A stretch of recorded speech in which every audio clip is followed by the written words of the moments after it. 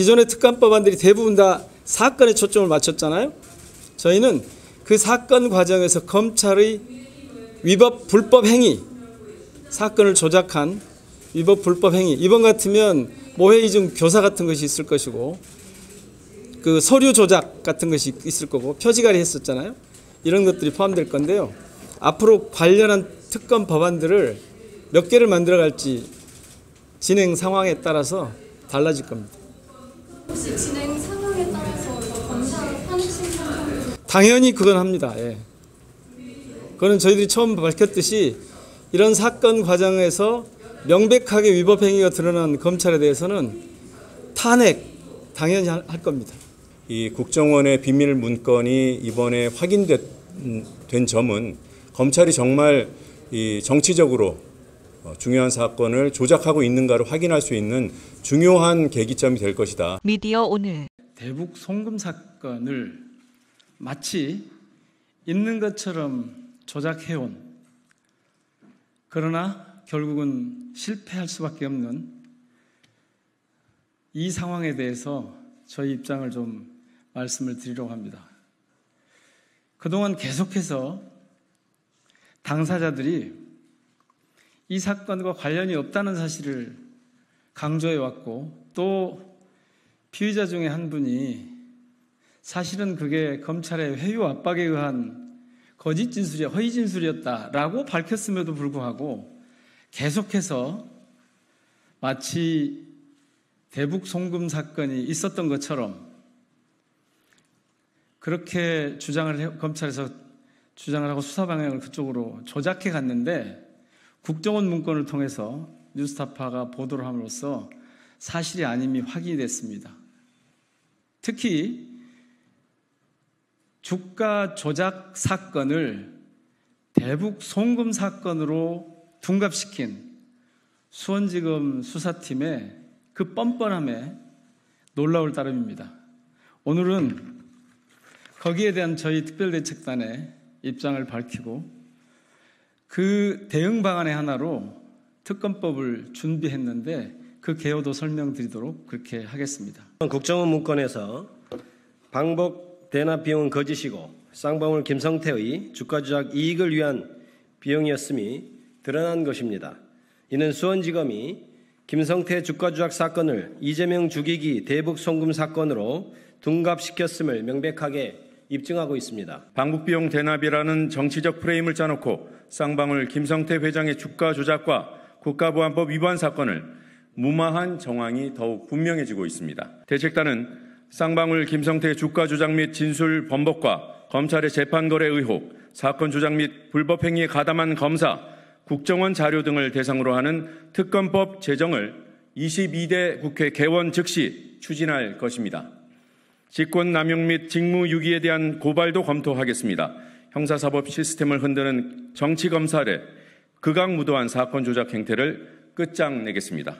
그 김성태 말씀드린 대로 대북 송금 사건과 그리고 이화영에 대한 검찰의 그 모해 이중 교사, 이 두 가지 부분에 대해서 진상 규명을 위한 특검법으로 추진하고 수사 대상도 이와 같습니다. 다만 어느 특검법과 다르지 않지만 시기에 관해서는 우리 단장님께서 여러 번 말씀드린 대로 개원 즉시 발의하는 걸로 하고, 특검법 초안이 이미 나왔습니다. 사실은 그거 이제 법제실의 검토 다 거쳤고요. 나왔는데 그 내용을 이제 공개하는 것은 발의 시점에 가서 하려고 지금 그렇게 말씀을 드린 겁니다.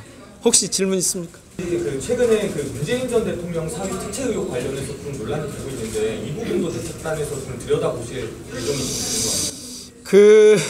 검찰의 사건 조작에 관해서는 다 들여다볼 생각입니다.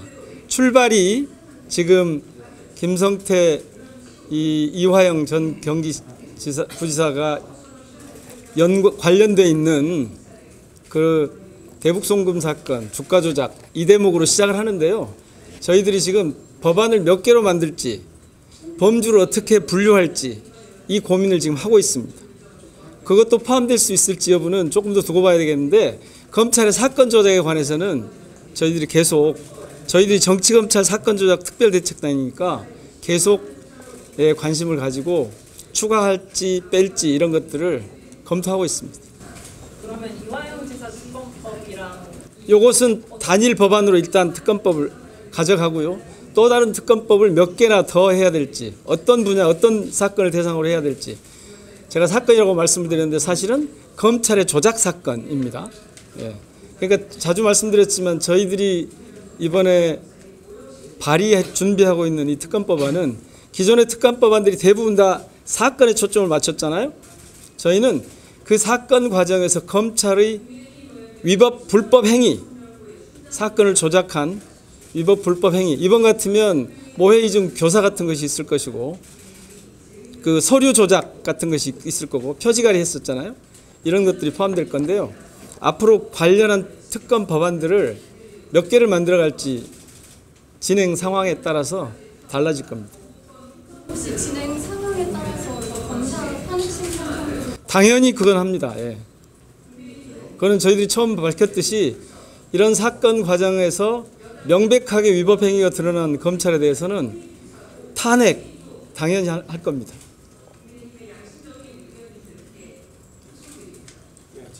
네, 마치겠습니다. 이쪽 와서 말씀드리세요.